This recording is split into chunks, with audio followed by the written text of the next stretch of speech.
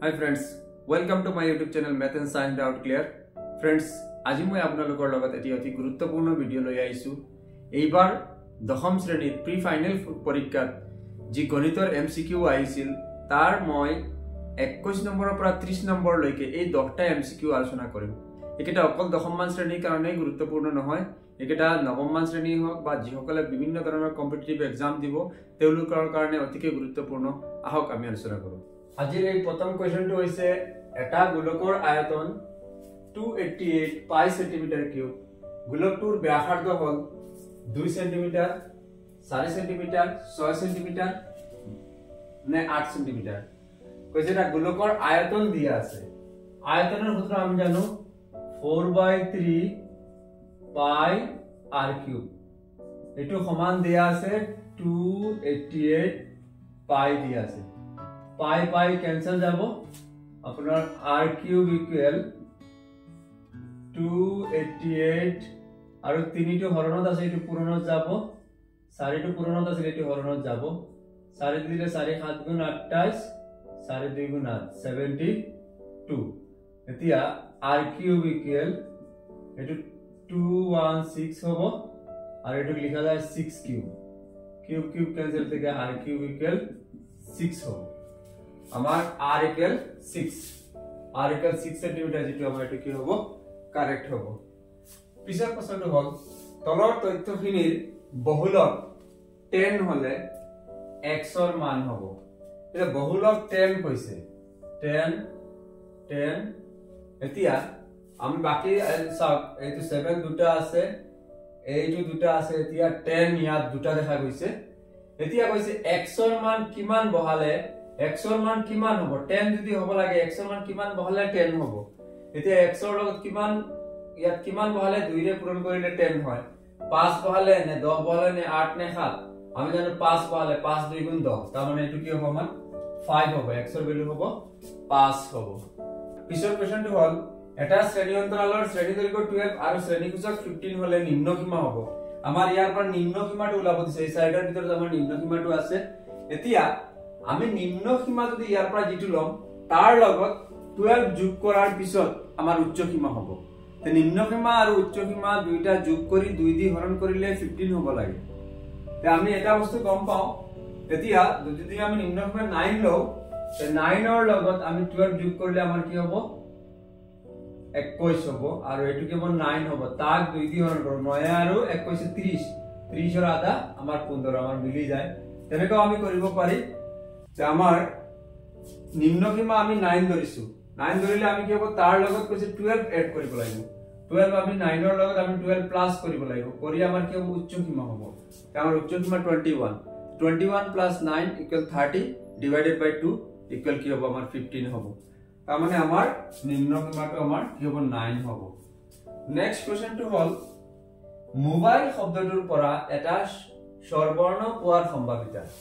এতিয়া স্বৰবৰ্ণ মানে আমি জানো ভাৱেল, তে ভাৱেল আৰু কনসোনেন্ট এটো আমাৰ কনসেপ্টটো থাকিব লাগিব।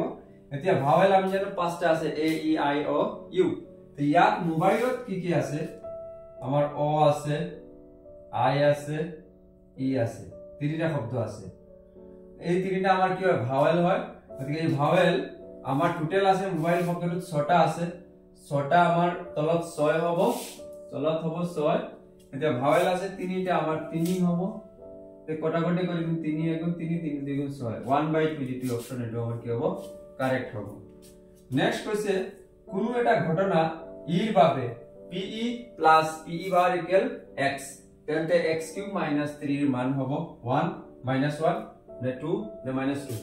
এতিয়া আমি এটো সূত্র, এটো এটা সূত্র pe plus pe bar equal 1 হয়। আমাৰ সূত্ৰটো pe plus pe bar equal 1, তাৰ মানে x equal কি হ'ব আমাৰ 1 হ'ব। আমি জানো x equal কি হ'ব 1 হ'ব, x ৰ জায়গাত 1 হ'ব। এতিয়া আমি ইয়াত x³ - 3 আছে, যেটা আমি যদি লিখো 1³ - 3 ইকুয়াল 1 - 3 ইকুয়াল -2, আমাৰ যেটো -2 অপচন এটো আমাৰ কি হ'ব কাৰেক্ট হ'ব।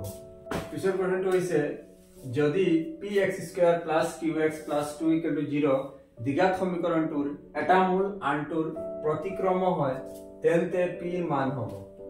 এটা মূল, এই সমীকৰণটোৰ এটা মূল যদি আমি আলফা ধৰো, আনটো আমাৰ কৈছে তাৰ প্ৰতিক্ৰম আনটো কি হ'ব ধৰি লওক দুটা মূল যদি হয় এটা আলফা আৰু এটা বিটা তেতিয়া আনটো কি হ'ব বিটাৰ জায়গাত কি হ'ব আমাৰ 1/আলফা হ'ব তাৰ প্ৰতিক্ৰম হ'ব আমি জানো মূল দুটাৰ পূৰণফল ইকুৱেল আমাৰ c/a c/a c মানে আমাৰ কি হ'ব ইয়াত 2 হ'ব আৰু a হ'ব আমাৰ p হ'ব ইয়াৰ মান তেতিয়া আলফা আলফা কেনসেল যাব আমাৰ কি হ'ব p2 হৰণত আছে এটো 1 ৰ লগত আহিলে পূৰণ হ'ব p ইকুৱেল কি হ'ব 2 হ'ব তে আমাৰ 2 অপচন যেটো আমাৰ ডি অপচন এটো আমাৰ কাৰেক্ট হ'ব ঠিক একে ধৰণে পিছৰ প্ৰশ্নটো আমি যাও এটা চকাৰ ব্যাসাৰ্ধ 0.28 মিটাৰ 11 কিলোমিটাৰ দূৰত্ব অতিক্ৰম কৰিবলৈ কিমান সম্পূৰ্ণ পাকৰ প্ৰয়োজন কৈছে আমাৰ 11 কিলোমিটাৰটো আমাৰ দূৰত্ব আমাৰ অতিক্ৰম কৰিব লাগিব তে আমি যেহেতু ইয়াত আছে আমাৰ মিটাৰত আছে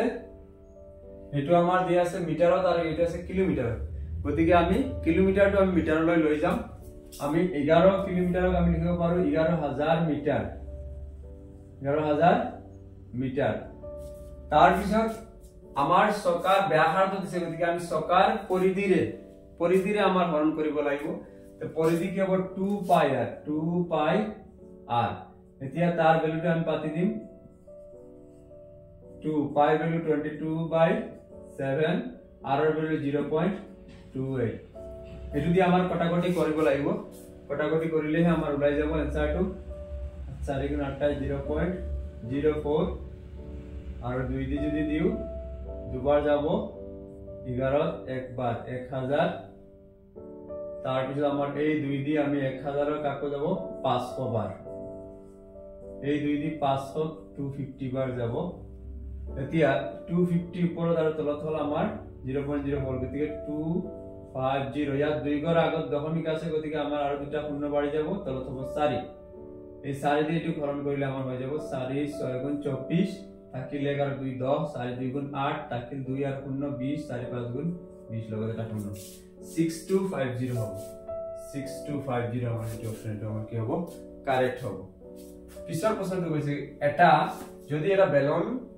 সমান আকৃতিৰ দুটা অৰ্ধগোলক আকৃতিৰ ঢাকনিৰে আবৃত হয় তেন্তে নতুন বস্তুটোৰ মুঠ বক্ৰপৃষ্ঠৰ কালি হ'ব কৈছে এটা বেলন আকৃতি আছে আৰু মাজৰ সাইডত দুটা অৰ্ধগোলক আছে আমাৰ এনেকা হ'ব দুটা অৰ্ধগোলক আকৃতি আছে এনেকা অৰ্ধগোলক আকৃতি দুটা আছে ইফালে আছে আৰু মাজত কৈছে বেলন আকৃতি আছে এতিয়া এই বস্তুটোৰ আয়তনৰ সূত্ৰ কোনটো হ'ব আমি জানো আমাৰ দুটা অৰ্ধগোলক মিলিলে এটা গোলক হৈ যাব গোলকৰ আয়তন আমি জানো আমাৰ গোলকৰ পৃষ্ঠকালি হ'ব 4πr² অৰ্ধগোলক দুটা লাগিলে এটা গোলক হ'ব গতিকে 4πr² যেটো অপচন এটো আমি যাব লাগিব ইয়াতে আছে আমাৰ 4πr² আৰু নাই তাৰ পিছত কৈছে মাজৰ সুঙাৰ পৃষ্ঠকালি 2πr তাৰ মানে এটো 2πr + 4πr² এটো আমাৰ সূত্র নেক্সট কোশ্চেনটো হল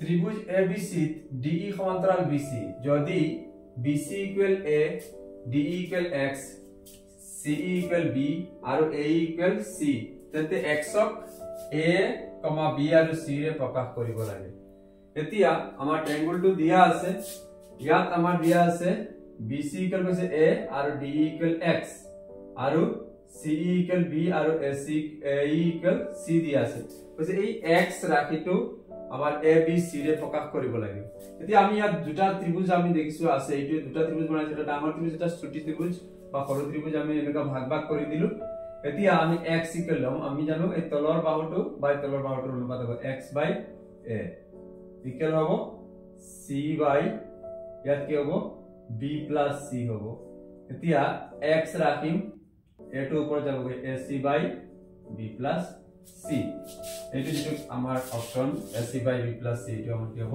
কাৰেক্ট হ'ব বি অপচনটো নেক্সট কোশ্চেনটো হ'ল প্ৰদত্ত চিত্ৰত অকেন্দ্ৰযুক্ত বৃত্তত টি বিন্দুত PT এডাল স্পৰ্শক যদি TPO = 25 ডিগ্ৰী তেন্তে x ৰ সমান হ'ব আমি ইয়াত আমাৰ এটা বৃত্তত আমাৰ কি হ'ব এটা ত্ৰিভুজ আছে আৰু ইয়াত আৰু এটা বস্তু দেখা গৈছে বৃত্তৰ ব্যাসাৰ্ধ আৰু স্পৰ্শক আমি জানো 90 ডিগ্ৰী কোণ কৰে এতিয়া হলে আমাৰ এটো 90 ডিগ্ৰী হল এটো 25 ডিগ্ৰী হল আৰু এটা জানো আমি ত্ৰিভুজৰ বহিকোণ আৰু এই বহিকোণটো ওলাব দিছে ত্ৰিভুজৰ বহি কোণ আমি জানো ইয়াৰ দূৰৱৰ্তী অন্তস্থ কোণ দুটাৰ সমষ্টিৰ সমান ইয়াত আমাৰ 25 আছে আৰু এটো ব্যাসাৰ্ধ আৰু স্পৰ্শক আমাৰ 90 ডিগ্ৰী হয় গতিকে 90 আমাৰ মিলিলে কি হ'ব 100 5 0 5 15 ডিগ্ৰী 115 ডিগ্ৰী অপশনটো আমাৰ কি হ'ব কাৰেক্ট হ'ব फ्रेंड्स আশা কৰো আপোনালোকে মোৰ ভিডিও ভাল পাইছে যদি ভাল পায় লাইক শেয়াৰ আৰু সাবস্ক্ৰাইব কৰিব আৰু বেল আইকনটো দবাই নোটিফিকেশনটো অল কৰি দিব যাতে পৰৱৰ্তী ভিডিও বিলাক দিয়াৰ লগে লগে আপোনালোকে পায়